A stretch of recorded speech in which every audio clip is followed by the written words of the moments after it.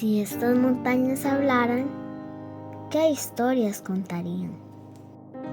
¿Cómo habrá sido todo antes de que yo naciera? ¿Qué diría el dragón del frente o los cerros de Escazú? ¿Cuántas personas habrán pasado por aquí? ¿Cuál es la historia de estas tierras?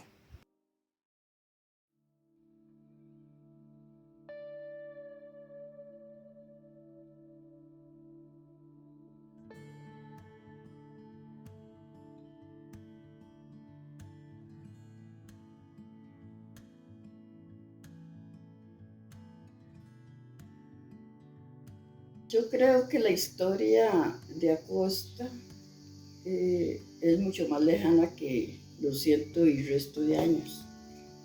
Es más antigua, porque esta fue una zona de paso hacia los linderos del cacique Quepoa. Cuando vemos las trazas de la cultura huetar, vemos que venían de Cartago, pasaban como por Tupurrique, se trasladaban hacia Dota, de Dota bajaban, y aquí en Acosta fue muy activo, y de hecho la riqueza arqueológica no ha sido ni puesta al aire, ¿verdad? Yo siempre, cuando se iba a celebrar el centenario, hice esa acotación de que la historia no es de 100 años. El nombre de Acosta sí, es centenario, pero más antes, en 1563, creo que fue, que Vázquez de Coronado atraviesa con los indígenas esta región y bautiza el río Candelaria. El hecho de ser Vázquez de Coronado devoto a la Virgen de Candelaria hizo que bautizara pueblitos con ese mismo nombre, y él hizo esta gira con el cacique Axerí y con otros caciques. Eso se puede ver también en las 13 cartas que tuvimos la suerte de que Juan Vázquez de Coronado le enviara al rey. Entonces, él hace esa travesía por esta misma región, y de hecho Acosta se llamó Real Candelaria antes. Todo lo que fundaran los españoles en esa época, pues se le ponía el nombre de Real. Y yo presumo que el primer campamento que hizo Vázquez de Coronado, ¿verdad? Porque hizo varios, fue en San Gabriel de Acerrí, muy cerca de aquí, porque es un pueblito pequeño que está diseñado con el plano damero, y ya saliendo hacia Jorco, que fue el centro de Monterredondo, hay un sector que siempre se llamó el Real. Entonces algo quedó de eso, y además por la cantidad de caballos, de gente que traían, perfectamente el campamento se iniciaba en San Gabriel y concluía ahí en Jorco. Todavía hay un centro ahí que se llama el Real. Entonces, pero bueno, aquí Candelaria fue desapareciendo salvo el nombre del río. El río sí nos atraviesa el límite con Turiscado. Según Miguel Ángel Quesada Pacheco, el último lugar donde se habló el chibcha huetar fue en Bajo Cárdenas de Guaitil de Acosta. Guaitil es un nombre indígena. Alguna gente mayor recuerda que todavía ellos conocieron viejitos que hablaban de manera extraña, y era que hablaban el huetar. Lo que sí no quedó registrado es cómo suena la lengua, ¿verdad? Entonces, lo que yo sí encontré estudiando aquí es que hubo una ruralización de las oligarquías, digamos, porque aquí vienen las ancestrías josefinas y se asientan en San Ignacio, y hasta ven los que ingresaron por la costa, ¿verdad? Las Vegas y esos lados, los ven con desprecio y los llaman del Pito. Después sí teníamos una identidad, pero esa era vista desde afuera, era como en la autoridad, que nos decían polos. A nosotros nos decían polos y nosotros le decíamos del pito a los demás adentro. Entonces sí había un cierto bullying en ese sentido.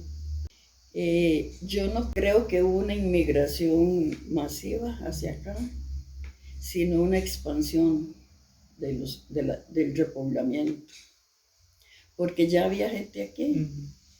Estaba justo Isidoro Mora, que era el que donó el terreno para la iglesia de San Ignacio. En ese entonces San Ignacio Candelaria. Estaban también los Granados. Y algunas de las personas que vinieron tenían parientes aquí ya. Isidoro Calderón, que viene 1800, tal vez 1880. Él estaba emparentado con Santos Granados, que ya esas gentes andaban por aquí andaban también parientes de don Juanito Mora Porras. Aquí hubo unas tierras ahí por donde está el parque que pertenecieron a Pedro Porras. Entonces andaban parientes. Después estaban los Celedón también, Celedón Porras. Estaba don Juan Rafael Celedón Porras, que es hermano de Castro Celedón, muy reconocido, ¿verdad?, en el museo porque estudió las aves, era, ¿verdad?, ornitólogo, había estudiado en el extranjero. Luego el hijo de don Juan Rafael, que fue uno de los primeros municipios del cantón, luego fue un gran gamonal, era, digamos, como lo que se podría llamar burguesía nacional, digamos. En ese entonces no habían lo que llamaban nuevos ricos, sino que eran como los gamonales, apenas construyéndose la nacionalidad. Ya existían pasos de indio, ya existía el camino de mulas. Entonces aquí sí hubo un tránsito muy activo, incluso de indígenas, porque dice que cuando Gonzalo Vázquez de Coronado plantea el negocio de las mulas, ya criaba mulas en Naranjo de Alajuela. La identidad costeña, bueno, una de las cosas que se daban de nuevo es que algunas de las ancestrías josefinas que se venían a vivir aquí, a estas zonas rurales, a ellos, como eran campesinos y si eran terratenientes, les permitían casarse con las que se habían quedado en San José. Entonces algunas cosas se daban así. O habían mandatos de no casarse con gente de aquí, sino de San José. Leonidas Rojas, el que fue primer diputado por Acosta, que era tío de mi papá, se casó con una prima hermana de don Solón Núñez, el médico que fue destacado en San José, y que se llama así la clínica, ¿verdad? Y así se fueron trayendo esposa. Mi abuelo se casó con una sobrina de don Pilar Jiménez, de Guadalupe. Para mi abuela también fue muy duro venirse para acá, porque Acosta no era un lugar fácil, era un lugar donde lo que se hacía se deshacía por la topografía y por el clima. Entonces la gente luchaba mucho, se empobrecía invirtiendo en cosas que se deshacían y no tenían resultados. Lo que dijeron en el 48, ¿verdad?, que parte de las refriegas eran por aquí, era que era el lugar que permitía de manera más rápida tomar por mar la capital. Y eso, para mí eso está ahí todavía. Aparte que hubo sangre y muertos, ¿verdad?, en la carretera que conocemos ahora, porque por la que pasó Juan Vázquez de Coronado va por Guaitil. Ese es el verdadero camino de los conquistadores que llaman. Entonces, doña Ana, con esto que usted me indica, si la entrada por Guaitil era por San Luis, por Barrio Los Ángeles, ¿sí? Nuestro barrio Los Ángeles es parte del camino original del Camino de las Mulas. Sí. Y por ahí fue que sí pasó Juan Vázquez de Coronado. Y él, en las cartas usted ve, dice que de los 40 caballos que llevaba ya había perdido 20 en semejantes guindos que habían ahí. Guaitil es una sierra. Y para llegar a Parrita tenían que cruzar varios ríos. Entonces, si nosotros quisiéramos aprovechar la historia que hay en el Cantón de Acosta, es riquísima, ¿verdad? Acerrí, imagínense que era un solo curato con el Valle de Barba. Nada más imagínense las bellezas de ciudades si las hubieran diseñado. Porque era el Valle de Acerrí que pegaba con el Valle de Barba. Entonces, al ser plano, obviamente que los vecinos querían asentarse ahí. Y Acerrí, ¿por qué es importante? Porque ahí se detenía la frontera agrícola. Entonces la gente comenzó a venirse, se duraron 3 horas de Acerrí a Acosta, a caballo. Y lo otro era que de aquí se llevaban muchas mujeres como empleadas domésticas porque eran muy honradas. Entonces la honradez es un valor aquí. Yo he encontrado diferencias aún en pueblos que son también de fuerte folclore religioso. Yo he encontrado que aquí eran muy diferentes los altares y se ornamentaban muy bonito con un espárrago que hay de antes. Había un empoderamiento y una apropiación de la cultura de parte de los comerciantes. Yo sí he sentido que los que antes fueron gamonales derivaron en comerciantes. El mercado era lindísimo, el mercado de aquí eran 3 naves repletas de toda clase. Ahora ya lo que hay son como una unión de pulperías, eso ya no es mercado para mí. Sí. No es como el que era tradicional y cultural. Tenían también la costumbre de dividir la noche en 2, ¿verdad? Se acostaban a las 6 porque esto era oscurísimo. Entonces a medianoche se levantaban a comer las ollas de carne y los pedazotes de carne que dejaban al calor del fogón, porque cocinaban con leña. Y me han contado que algunos hasta hacían una partida de naipes, se volvían a acostar y ya se levantaban como a las 4 o las 5. Las 2 formas que pudieron haber conducido a industrializar el agro aquí en Acosta se estancaron, porque de los trapiches no quedaron ni confites, ¿verdad? Y ahí por los Calderón, allá arriba, yo todavía veo los cañales viejos donde mi pobre mamá, cuando se le murió papá y ella tenía 17 años, ya tiene que ir a cortar caña. Como que el acosteño no tenía una visión de largo plazo, entonces nunca vio la industrialización. Digamos, ya los patios de beneficio y los trapiches eran industria, pero no dieron ningún salto más arriba. La comida para despedir al muerto, que eran muy importantes, las pasaban en bateas, así los gallos. Vea la cantidad de gente que llegaba. Entonces, la batea de madera era muy importante porque podían poner 100 gallos en una batea.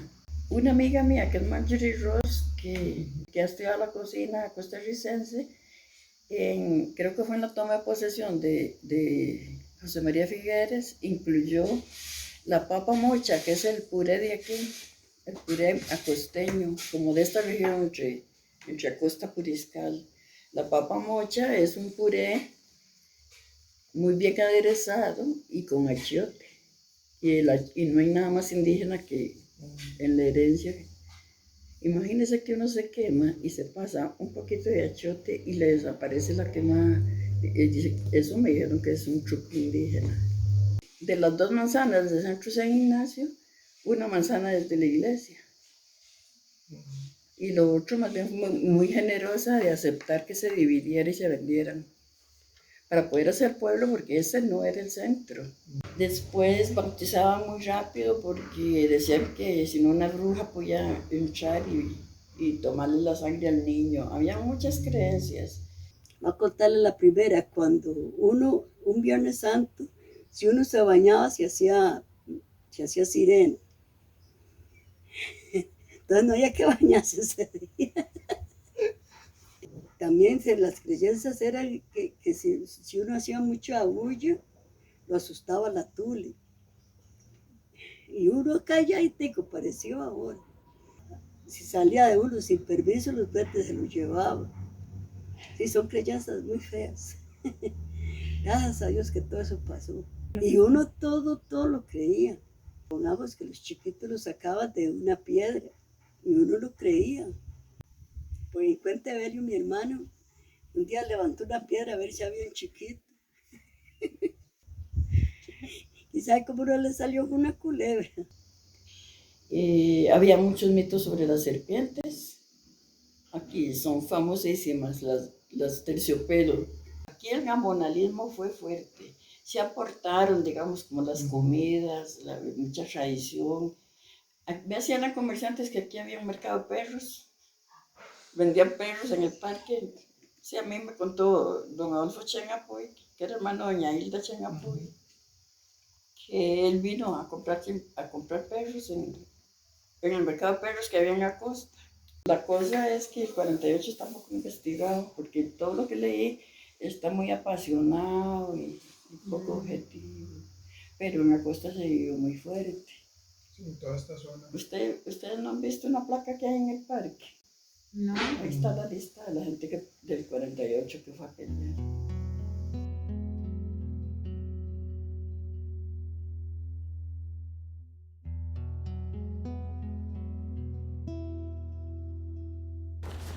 A veces uno no quiere meterse en enredos, pero yo oí un rótulo que decía, se invita a los vecinos de San Ignacio para formar el desarrollo comunal. Y yo, ay, güey, mi alma, no me pierdo esto, porque yo oía que San Carlos estaba muy avanzado, San Carlos, con esas. Y entonces, de verdad me voy y digo, no, me voy a San Ignacio. Y ya llegué y de verdad, ¿cuándo es la reunión para...? Y ya, a tal hora. Digo, no me la pierdo, me voy. Y no me nombraron presidente del grupo, por sacar. Entonces había que meterse a darle más vida al pueblo, con amor, con cariño. Aquí no vengo yo a llevarme la plata, no vengo a servir. Lamentablemente hay gente que llega a ver qué agarra. En cambio, otros nos gusta más bien dar, que eso es lo que cuesta. Y ahora que yo estuve 8 años en la municipalidad, estuve en 2 periodos, en uno de Daniel Oduber y en el otro de Carazo. Con Daniel Oduber me tocó ir de contrario. Con Carazo ya tuvimos mayoría, porque aquí todo el mundo era liberacionista, solo eso debía. Y los calderonistas éramos poco. Pero ya ahí vino un cambiazo y era qué barbaridad. Yo me alegro mucho porque uno llegó y sirvió. Pero era eso, porque yo llegaba desinteresado, no tenía interés de nada. Estuve bastantes años abriendo caminos, buscando cómo comprar vagonetas, a estar pendiente allá en la Asamblea Legislativa. Ellos fueron los primeros que nos dieron un presupuesto ahí como de 200,000 pesos, que ahora, fíjese usted, con 200,000 pesos. Y vieras que de ahí logramos que se abriera el camino también a Sabanillas, porque ese era un desastre, viera. Donde yo vivía, era adentro, llaman la escuadra. Ahí nosotros, cuando yo estaba criándome, para poder salir aquí afuera, tenía que venirse uno a la 1 de la mañana, o a las 2 de la mañana, a caballo o a pie o como fuera, para poder salir aquí a costa. Pues no podía salir en carro, ni nadie tiene un carro. A caballo, rapidito, 3 horas, 2 horas y media, 3. Y a pie, más de 4 horas.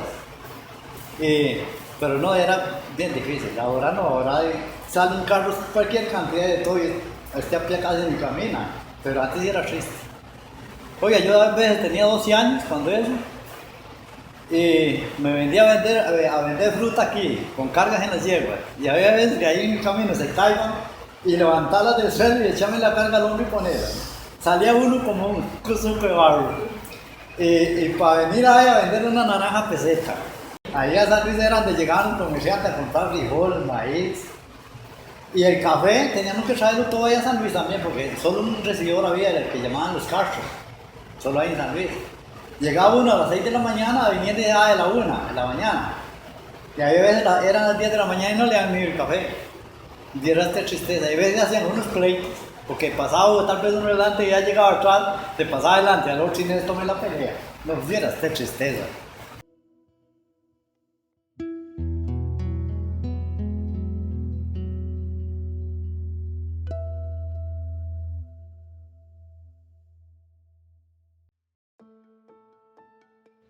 San Luis es un barrio de San Ignacio de Acosta.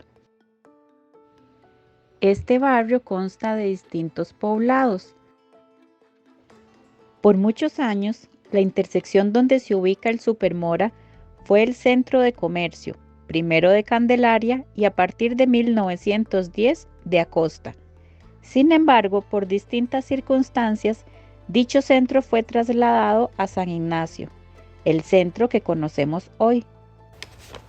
Bueno, 58 años, más 20, 58 años hace de que yo tengo esa propiedad ahí, porque tenía 26 cuando me vine para acá y con ese llega a 84. Por cierto que este año llego a 85, el 22 de febrero. Yo nací a la par de la escuela Cristóbal Colón, y nosotros vivíamos de nada más, la casa está aquí y la escuela está aquí, a la par. Pero un hermano mío me dice, Miguel, ¿por qué no te vas para San Luis? Porque San Luis, en esos tiempos, aquí llegaba de todo. Y venía la gente de Guaitil, y venía la gente de Sabanillas, Cangrejal, y todo aquí se hacía ese grupo. Y era qué bonito los sábados, porque aquí llegaba aguacates, naranjas,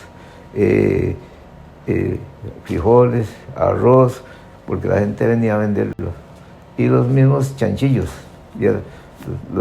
Había un señor que venía a pie larguísimo, con los chanchillos, como 10, se traía él a venderlos.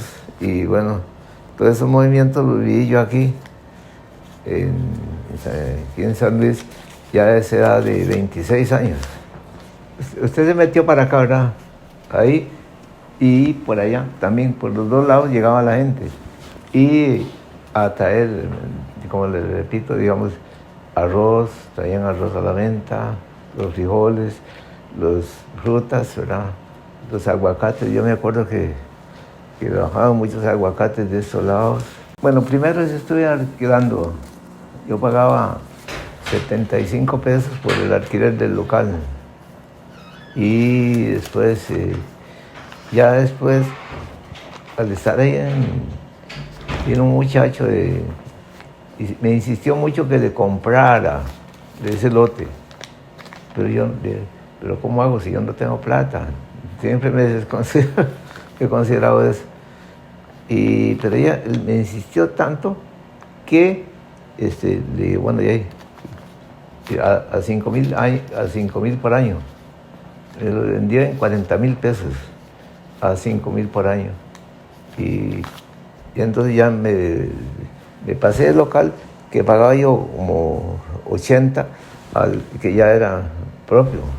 Sí, bueno, ahí en el fondo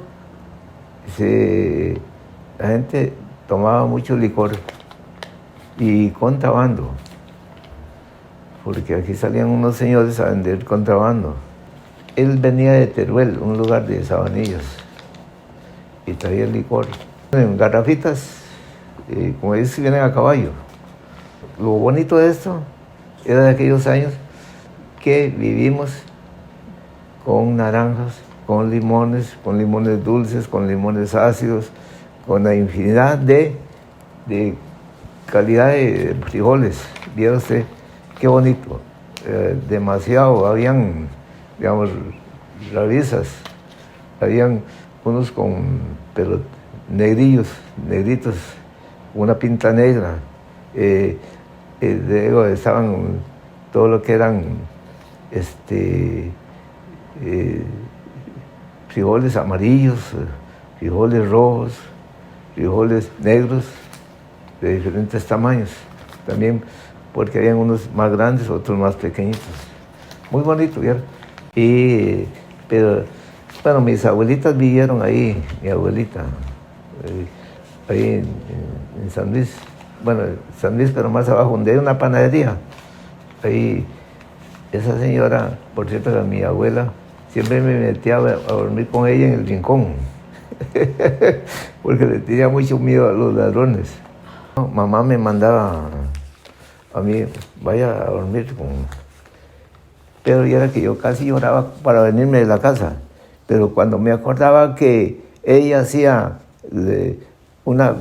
tortillas con frijoles y todo eso, ahí se le olvida a uno. Ahora ya no va para interés de tanto ir sino que iba uno a saborear algo, el que ella hacía, el café o los frijoles, como a las 6 de la tarde. Y siempre rezábamos el rosario, porque eso sí, esa gente no se podía acostar uno sin rezar el rosario. El agua aquí a San Luis está muy fea porque a veces no llegaba, solo tierra. Era un agua mortal. Hasta que ya nació, bueno, yo creo que ya Acueductos fue el que empezó a dominar lo que era el agua. Entonces ya ellos mejoraron la cañería y mejoraron las entregas del agua donde entregara.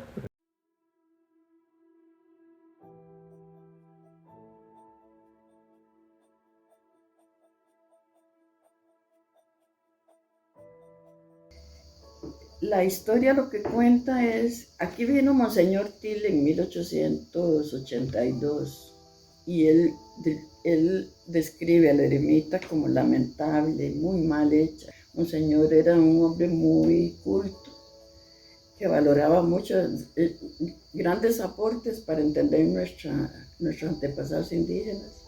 ¿Cómo se da San Ignacio? San Ignacio surge en 2 manzanas de tierra que dona Isidoro Mora. Entonces resulta que hay una historia ahí que había venido Monseñor Til, también fue a la ermita de San Luis y también dijo que había que traer un San Luis para ahí, un santo. La historia que dice, pero es que no me logro ubicar bien en el año, es que en una carreta con bueyes traían a un San Luis de Tolosa para el San Luis de aquí de Acosta. Entonces el cura de ahí, que estaba en la iglesia de Acerrí, que es una iglesia muy antigua, si fue un curato con barba, y además ahí empezaba Boca del Monte de San José, que Acerrí pudo haber sido la capital, siendo un valle hermoso, con agua, con de todo, pudo haber sido la capital, porque ahí empezaba Boca del Monte. Entonces, el cura dice que los bueyes no quieren caminar porque el santo se hizo pesado, y que el santo se hizo pesado y quiere quedarse ahí. Al quedarse sin santo ahí, comienzan a arreglar la ermita de San Ignacio. Entonces cambia de centro, empiezan a arreglar un poquito por ahí, pero la entrada a San Luis era más arriba, por otro lado, por la Ortiga. Y dígame una cosa, entonces, San Luis dejó de ser centro, ¿por qué no se puede traer el santo? Una de las leyendas que hay, el santo se hizo pesado de que se quería quedar en Acerrí y se los dejaron ellos en la iglesia de San Luis de Tolosa, que es el mismo santo, el de Acerrí y el de San Luis. Por algo ya han puesto San Luis ahí.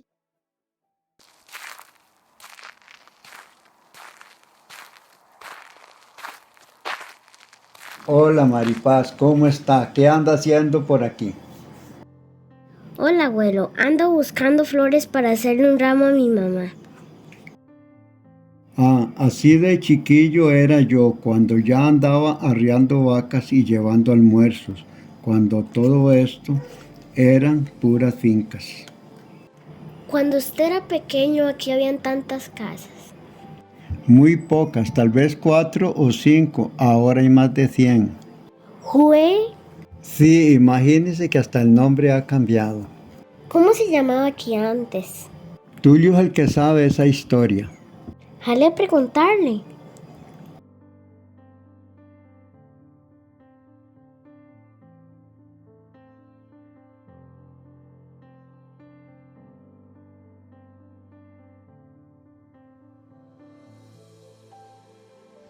Lo que conocemos hoy como Barrio Los Ángeles no es un barrio, en realidad es un poblado. Este va desde el cementerio de San Luis hasta el Tajo. Incluye también la calle conocida popularmente como La Viña y Bajo Fallas. El nombre de Barrio Los Ángeles aparece por primera vez registrado en el nombre de la Asociación Específica para Caminos de dicha comunidad. Sin embargo, este nombre no es oficial. Este lugar es la cúspide de una montaña y desde aquí se ven al sur el Cerro Caraigres, popularmente conocido como Cerro Dragón, y al norte los cerros de Escazú. Arriba es el barrio de Los Ángeles y aquí también. Mi abuelo puso ese nombre, pero el legítimo lugar de aquí se llamaba Resbalón. Allá abajo se llamaba Resbalón abajo y aquí Resbalón arriba. Los abuelos que yo tuve, gracias a Dios, fueron algo excelente. Esas gentes no tenían agua. El agua tenían que ir a recoger muy largo. Mi bisabuelo Moisés Fallas, se vino de Acerrí para aquí, para Guaitil, cuando Acosta fue cantón, hace creo que 112 años. Mi bisabuelo compró una finca de 100 hectáreas, allá. Una finca preciosa. Tengan de la Cruz, donde está el centro de la Cruz, está la plaza, está la iglesia, así es. Después, mi abuelo, cuando se casó, se fue a vivir a Cerrí. Otra vez regresó donde eran. Y tenía un tío que lo protegía. Y él ayudó, le prestaba plata para que el abuelo comprara algunas tierras. Bueno, la primera finca, papá la compró en el año... La compró abuelo en el año que papá se casó. Papá se casó de 23 años. Papá se casó en 1941. La primera finquita que compró papá aquí eran aproximadamente unas 13 hectáreas. En ese tiempo se hablaba de manzanas, ¿verdad? No se hablaba de hectáreas. Más o menos 18 manzanas para ir 13 hectáreas, por ahí andaba. Porque, bueno, yo sé la medida, 10 hectáreas son 14 manzanas. Casi todo lo que ahorita ves aquí a la vista era de mi papá, digamos, todo no lo compró de una sola vez, pero después fue comprando y se hizo dueño de mucha parte de este Bajo Los Fallas. Cuando aquí dicen, usted vive en el Potrero de Los Fallas. En el Potrero de Los Fallas, conocido aquí también. Aquí uno pide un taxi a Barrio Los Ángeles, no saben dónde es. Si uno dice Potrero de Los Fallas, todos saben dónde es.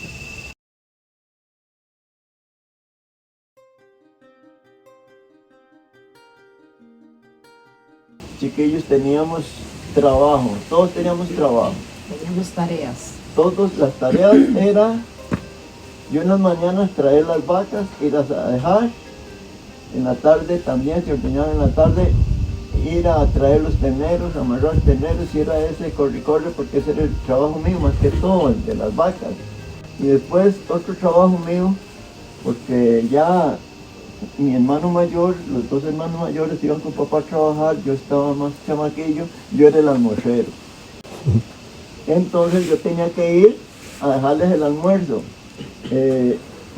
Pero papá, siendo tan buena gente, algo le faltaba. Que se iba a trabajar al bajo y no decía que estaba en el bajo, abajo de una finca. Entonces mamá no sabía si se había ido para el bajo o estaba trabajando aquí arriba. Y yo como almuercero, era el que llevaba la parte peor. Llegaba al bajo con el almuerzo y estaba y papá, Tulio, estaba ya aquí arriba. Salga para arriba, a llegar tarde arriba con el almuerzo, y se ponía bravísimo, que llegaba tarde el almuerzo. Y entonces era una tarea para mí un poquillo difícil. Después antes no existía el plástico, las botellas eran de vidrio. En el almuerzo iba una botella de agua dulce, una media leche. Varias veces me caí y se quebró la botella de agua dulce o la de leche. Y llegar, ya tal vez iba llegando abajo y se acaba de tomar agua, si estuviera aquí cerquita me devolvía y ya llegaba tarde.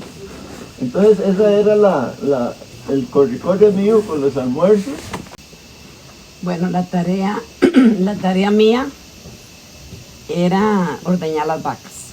Eran 5 vacas que yo traía, quebrar el maíz, 5 toneladas de maíz, lavar todas las botellas todos los días. Uno las tapaba, echaba maíz o arena y le echaba agua y las tapaba y las sacudía bien sacudidas para que quedaran limpias, porque llevaban a veces leche agria o café con leche, eso las manchaba, pero eran las botellas de vidrio y sí, muchas veces se quebraban, y esas quebradas de botellas eran también bastante regañadas, ¿verdad? Porque no existían a montones como existen ahora. Ahora hay montones de botellas y plásticas y de todo. Entonces eso también equivalía a regañadas. Y también cuando, bueno, cogíamos café, luego juntábamos el café que se había caído. Cuando estaban ya los cafetales limpios de café arriba y abajo, seguíamos jalando caña para el trapiche. A las 3 de la mañana estábamos en el trapiche arriando los bueyes. Un día un buey levantó a Víctor y lo pasó, esta era la cerca, y lo pasó al otro lado de la cerca. Entonces se nos regó los baldes de agua. Se nos regó los baldes de agua porque había un buey muy bravo, pero nosotros no sabíamos que estaba suelto. En ese entonces era mi papá, Tulio, que es el de los mayores, y Víctor y yo, que nos dedicábamos a jalar el agua para el trapiche, que quedaba, pues no quedaba tan largo, pero hacíamos una vara grande y hacían una mellita ahí quitaban un balde y hasta otro. Entonces yo en un hombre y Víctor en el otro hombro, jalando los 2 baldes de agua. Luego papá me compró a los 8 años un canasto bien lindo, porque papá era lindo para eso, para que ya cogiera café. A los 8 años empecé a coger café. Puedo decirles que yo tengo un canasto que tiene 20 años. Había un señor que hacía unos canastos de puro bejuco de primera, de orilla. Este señor era un misceláneo de la primera clínica que hubo en la costa, Seguro Social. El papá de un gran jugador que hubo en la costa, el Macho Mora. Va un domingo, papá, a mí se 6 y llega con un canasto de esos. Le digo, papá, qué lindo canasto. ¿Y usted quiere uno de esos? Digo, me gustaría. Me dice, bueno, vaya donde Lidier Mora y se lo encarga. Yo el domingo voy y se lo pago. ¿Sabe cuánto vale ese canasto? Pero un canasto de primera, ¿verdad? De 7 cuartillos, de puro bejuco de orilla, bien hecho, 10 colones. Sí, era caro, era caro. Un canasto cualquiera valía 2 colones. Lo que llamamos un canasto de partida. Pero cuando compró papá ese canasto y yo el mío, me propuse a ser igual que papá, con 12 años, saliendo de la escuela. Y recuerdo que una vez, cuando llegaron los peones, a las 6 de la mañana, papá vació el canasto y yo también. Pero yo hacía lo que podía para ser igual que papá. Por eso les digo, era y es mi ídolo. Luego nos mandaba solos de 10, 12 años a traer una vaca con un ternero pequeño para acá. En una oportunidad,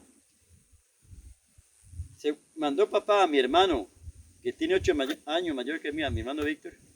Nos mandó a las 2 de la tarde con 3 vacas para allá. Llegamos ya oscureciendo, teníamos que dormir en una casita que había allá. Para otro día, levantarnos y venirnos arriando 4 vacas ya con terneros pequeños para acá. Allá amaneció donde el tío mío tomamos café. Y papá nos fue a topar con el almuerzo. Aquí al bajo del río, a los puentes a los ríos de aquí en Salitral. Eso no una vez, varias veces. Papá nos iba a topar con el almuerzo ahí. Y ahí veníamos con las vacas. Como ya teníamos esta finca, aquí, cuando las vacas venían cansadas, las dejábamos en un potrerito aquí o allá donde está mi hermano. Si estaban muy cansadas, aquí las dejábamos para otro día llevarlas para la casa. Y eso era, para mí era lo más lindo. Entre barriales. Porque cuando ese tiempo, de aquí, de Estados Unidos para abajo, no entraban carros. Este camino aquí, empezaron a entrar los Willys y algunas vuelticas ahí atrás. Entonces uno arriba vacas tranquilo, no había carros que las asustaran ni nada.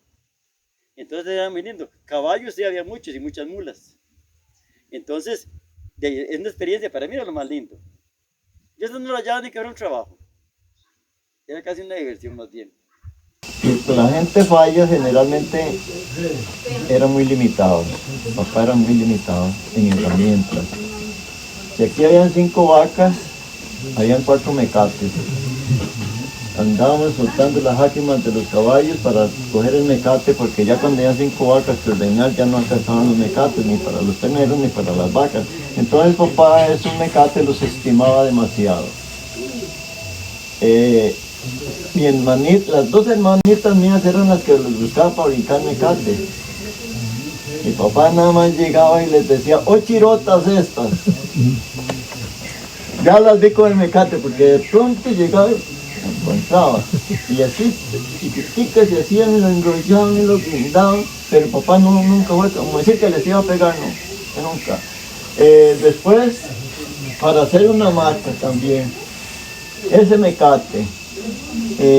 Otra vez, papá bravísimo, porque le cogieron el mecate para hacer marcas y para brincar. Y yo recuerdo, porque nosotros nos quedamos muy diferentes a papá, todos nos quedamos diferentes a papá. Y cuento lo mío, porque una vez la chica mía, la mayorcita, que ahorita tiene como casi 49 años, me dice, papi, vi allá no sé a dónde una hamaca, dice, una chiquilla meciéndose, yo quiero que me haga una. Le dije, sí, mira, yo tengo que ir a San Ignacio, yo vivía al río donde vivo.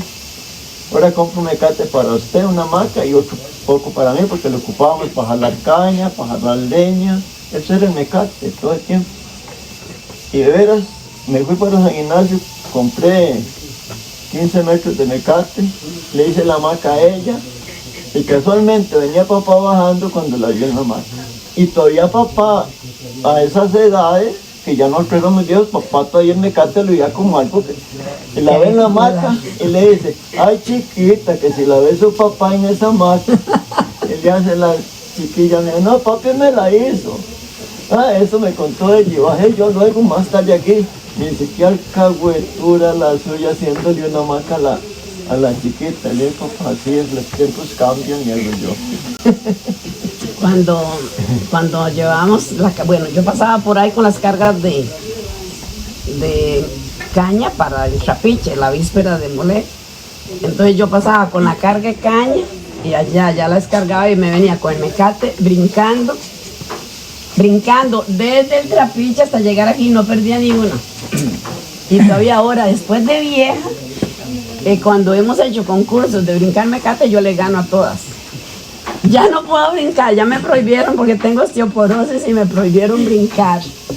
Pero yo me venía brincando y la felicidad mía decía, mamá, vea, mamá era así. Cuando yo pasaba por ahí, mira dónde va la chirota de Ana María con la carga de caña, pero va feliz porque para acá viene brincando. Y de hecho que me venía brincando desde allá hasta llegar aquí o hasta llegar otra vez donde estaban las cargas de caña que ellos alistaban. Eso bajaba recto así, a la quebrada, todo eso lo sembrábamos de maíz y frijoles. Esta finca aquí para abajo que pega al río, casi al río, también la sembrábamos de frijoles y maíz. Los frijoles los llevábamos directamente para la casa, pero el maíz lo amontonábamos aquí para el verano jalarlo. Tenemos 4 caballos. Aquí lo amontonábamos y cuando ya llegaba el verano, que ya había más tiempo, lo jalábamos para la casa. Ustedes vieron la troja aquella. Esa troja tiene 64 años que papá la hizo. La hizo, ustedes vieron la sierra hermano, del que tiene mi hermano. Allá por el pie de la Peña Negra, papá con otro peón a sierra hermano haciendo esa madera para hacer esa troja. Yo tenía 6 años, hace 64 años. Toda esa troja. Entonces en esa troja íbamos, tirábamos el maíz en una parte. Uno lo embancábamos así y otro lo tirábamos ahí para guardar para semilla y para vender cuando estaba escaso. Papá era muy, ¿cómo se llama? Planificaba muy bien las cosas. Papá vendía un poquito de la cosecha y como después se ponía más caro, guardaba para vender después. Claro. Entonces papá aprovechaba ese tiempo y nosotros no perdíamos tiempo. Cuando trabajábamos a las 12 a la 1, después de que llovía, estábamos en la troja, estuzando y granando el maíz. ¿Hasta ve la máquina de granar maíz? O estábamos aventando el frijol, sacando la basura y Nazarán escogiéndolo. Papá me enseñó a no perder tiempo. Cuando trabajábamos en el maíz, había que sembrarlo, después quitarle la mala hierba. Primero raspar. Primero raspar con un machetón que yo trajo ahí. Hay que pasarlo así, dejar así en tierra para sembrar el maíz. Y luego había que quitarle la mala hierba, a veces 2 veces, o a veces con una limpiadita quedaba limpio. Y en ese tiempo, las tierras como eran tan fértiles no se abonaban y se recogían muy buenas cosechas. Igual el café. En ese tiempo no había abono ni había que atomizar ni nada, era así, porque las tierras eran muy fértiles. Ya después fueron cayendo las plagas y todo, y ya hubo que combatirlas. Entonces ya el costo era más caro de producir. Entonces por eso pues muchos abandonaron la finca, los cafetales. Más o menos de eso papá empezó a abonar algunas partes, ya como en 40 años. Sí, unos 40 años por ahí. Se empezó a usar insecticidas, abono químico.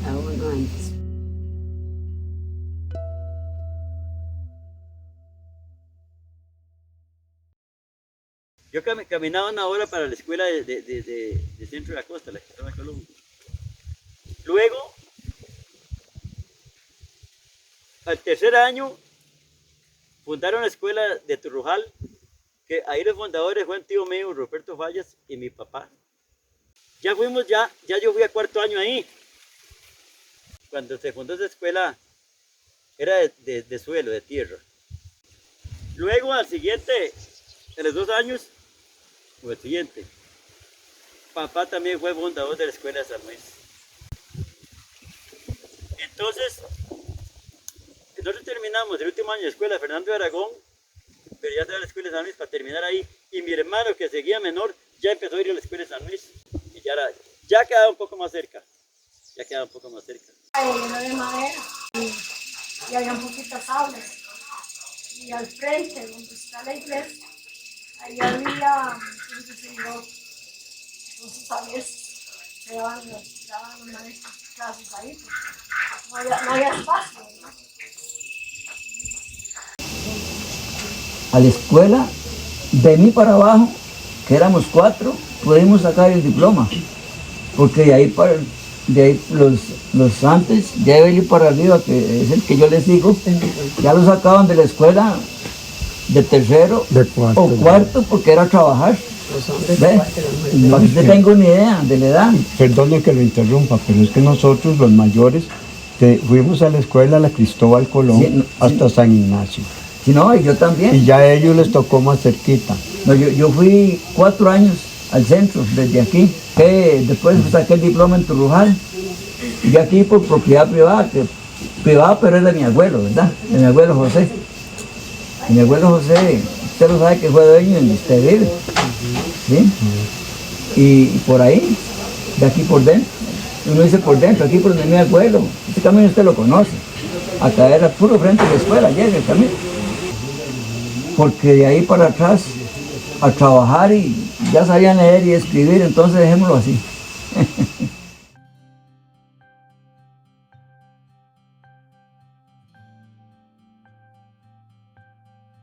Bueno, mi abuelo era de Desamparados, pero la única familia Celedón de aquí de Acosta somos nosotros. Porque mi abuelo, cuando estaba jovencillo, vino a trabajar allá a Cangrejal, dice la historia, ¿verdad?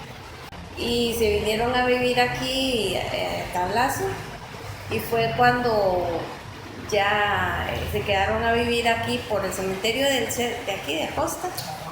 Ya yo nací aquí, De estar ahí en donde yo vivo ahorita son 23 años. Después de que me vine a vivir ahí, donde yo fuera a vivir, me pasaban las de mi papá. Siempre andábamos buscando el beneficio donde uno vive. Entonces, fue cuando empecé yo a luchar para que entrara el camión de la basura, porque no recogían. Quería yo que se formara una asociación para trabajar en el barrio, para embellecer, hacer qué se hacía en el barrio. Y después, cuando ya una señora, Cinia, dos personas, el hijo de don Rafa también, me comentó que él sí estaría interesado. Entonces, ni para qué, yo ya dije, yo tengo ya dos personas que me podrían ayudar para formar una asociación. Y entonces fue cuando ya la formamos, la asociación. Ajá, y que Jeffrey, el hijo de don Rafa, trabajó también en las asociaciones donde ellos vivían, en la escuadra, don Rafa. Entonces él también ya tenía experiencia. Entonces nos apadrinamos y la formamos, la asociación. Pero ahí vamos en la lucha.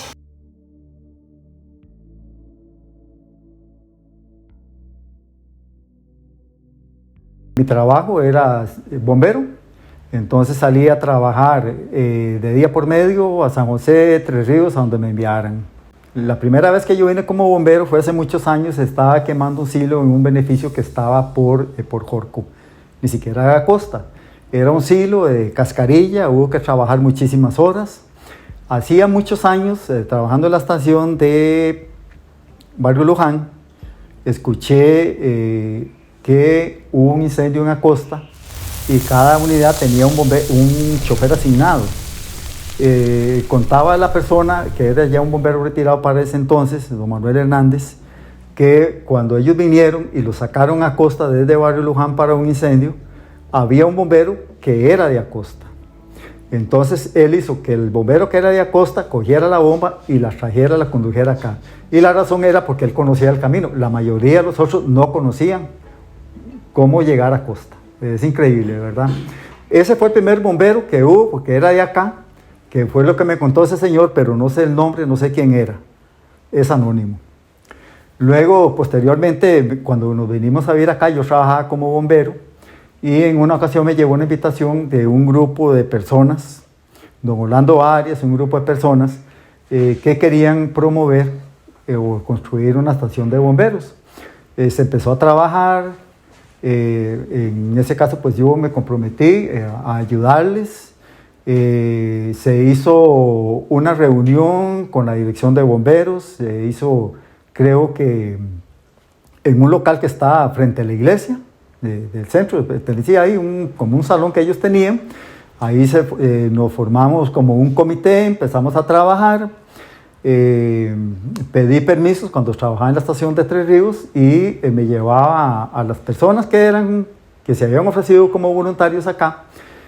Una vez al mes las estaciones tenían una maniobra mensual, entonces me dieron permiso que cuando Tres Ríos a la compañía de voluntarios le tocaba la maniobra mensual, las personas que eran de Acosta nos acompañaran y esa compañía empezó a formar a esta compañía.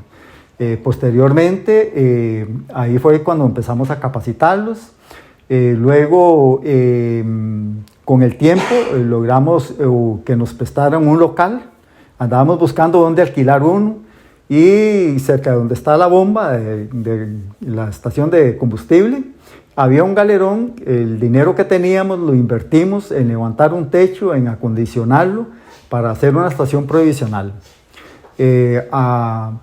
Para el 2000, más o menos en el año 2000, hubo un cambio de equipo en la estación de Tres Ríos, entonces nos asignaron una bomba nueva. Entonces se hizo como un tipo de ruta. La que primero que fuimos a entregar fue a una estación de Cartago, en Paraíso. En esa estación se le entregó una unidad, luego seguía la de Tres Ríos, entonces yo tenía que conducir esa unidad con el presidente ejecutivo del INS y su asesor. Entonces íbamos en la cabina, el señor veía hablando algo, entonces yo le dije que en Acosta lo estaban esperando. Entonces se hizo una reunión, Vino este señor y con el tiempo, en el 2001, ya se nos dio las credenciales, por decirlo así, y se fundó la estación de bomberos de acá. Fue un año muy bonito, fue una experiencia muy bonita, nunca me lo esperé, pero resultó bien. Creo que los terrenos le pertenecían a la iglesia, arquidiócesis de la iglesia, algo así. Ahí nos dieron la escritura y nos cedieron ese terreno donde ahora se encuentra la actual estación. Mientras esa estación se construía, teníamos esa provisional al lado arriba donde está ahora la actual. Y bueno, fue un logro de una gran cantidad de personas. Me acuerdo que hacíamos actividades, el comercio nos apoyó bastante, hacíamos cabalgatas para tener fondos, hasta que ya se llegó a donde estamos ahora. Este casco es un casco de cuero, es estadounidense, perdón. Y era lo que usábamos para protegernos la cabeza. Lo tengo como reliquia desde entonces, lo he restaurado y me lo han ayudado a restaurarlo y es algo que conservo con mucho cariño, fue mi primer casco. Y me gustaba mucho porque es muy cómodo. Luego de estos materiales fue los que empezamos a usar. Aquí hay una fotografía de la compañía a la que pertenecí y ahí algunos nos vemos con ese casco de cuero. Posteriormente, este fue mi último casco.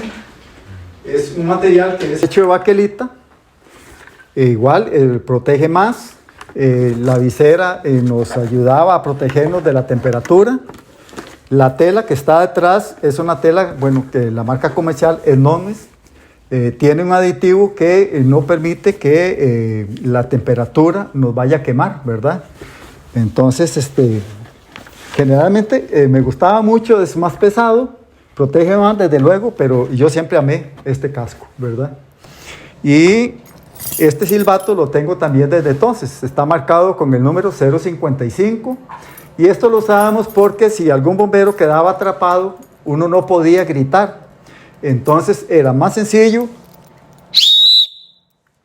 sonar el silbato para que nos pudieran ubicar.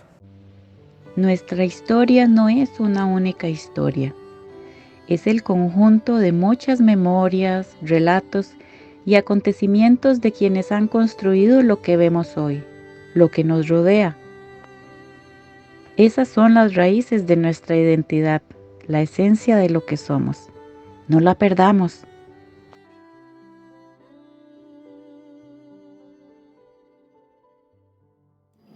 Si estas montañas hablaran, ¿qué historias contarían? ¿Qué dirían de lo que hemos hecho hasta hoy? ¿Y qué esperarían que hiciéramos mañana? ¿Qué nos dirá el dragón en el futuro?